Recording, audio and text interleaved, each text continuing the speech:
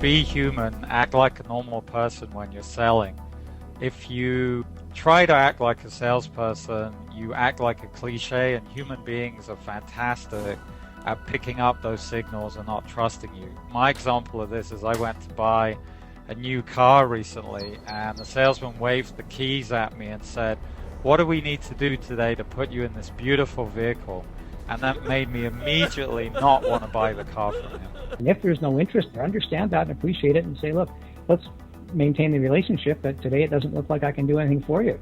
You gain more credibility by ensuring that you've understood that individual and their lack of desire or lack of needs than by trying to continue to force feed them something. Given the global economy and given the confusing markets and all things become intertwined and meshed up, how do you keep your salespeople relevant? And here's the way you do it. You do it by continuing to grow them and teach them how to be a contributor of value to the customer. Not just a representative of value, not just, John Smith is in France and he's our guy there, go call him. But how does John become a contributor of value? How does John become a really expert diagnoser of the customer's problem? And how does John become a resource for his customer? And if you can stay relevant in that way, and that requires a lot of work because most salespeople aren't wired to do that. The right attitude, the sales mindset that you're going into the day with and into that interview with is critical.